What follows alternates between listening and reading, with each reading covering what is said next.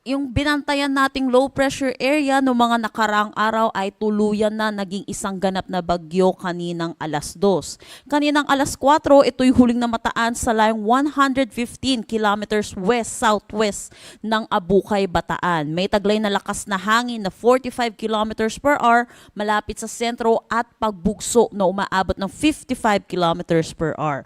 Ito'y kumikilos northwestward sa bilis na 25 kilometers per hour. Kahapon po ay tumawid na po ito ng ating kalupaan. Ngayon po patungo na po ito dito sa atin sa West Philippine Sea. Samantala, dahil dito sa bagyo, may hinihila po siyang southwest monsoon na nakakaapekto dito sa may western section ng Southern Luzon, Visayas at Mindanao kung saan magdadala ito ng mga kalat-kalat na pag-ulan ngayong araw.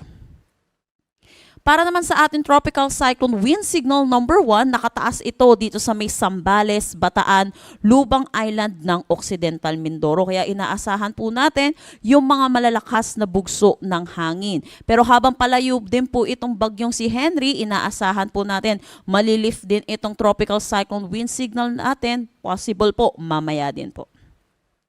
Para naman sa track na itong bagyong si Henry, may kita natin na ito'y patungo na ng West Philippine Sea at lalabas din ng ating Philippine Area of Responsibility bukas ng umaga kung saan ito'y mag-i-intensify into a tropical storm category. Habang ito po ay dito po sa may West Philippine Sea, doon po tutungo itong southwest monsoon natin. Kaya sa mga susunod na araw, posible yung malaking bahagi ng ating bansa ay makaranas ng maaliwalas na panahon pero may mataas na tsansa pa rin ng mga localized thunderstorm lalo na po sa hapon at sa gabi.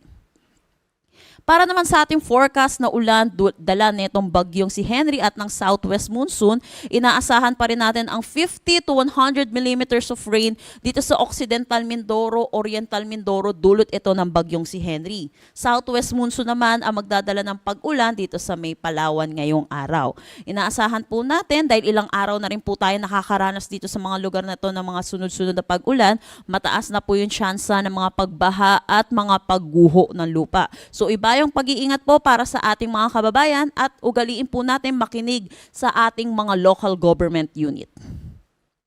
Para naman sa hangin, dala po ng ito pong si Henry at yung southwest monsoon, inaasahan po natin may malalakas tayong bugso ng hangin ngayong araw dito sa may Batanes, Cagayan, Ilocos Norte, Pangasinan, Tarlac, Pampanga, Bulacan, Metro Manila, Calabarzon, Occidental Mindoro at Palawan. Bukas, ito po yung habang palayo po itong bagyong si Henry, itong southwest monsoon ay magdadala rin po ng malalakas na bugso ng hangin dito sa Batanes, Cagayan, Pangasinan, Zambales, Bataan at Palawan. By Friday, nababawasan na po yung epekto, kaya dito na lamang ito sa may Pangasinan, Zambales at Palawan.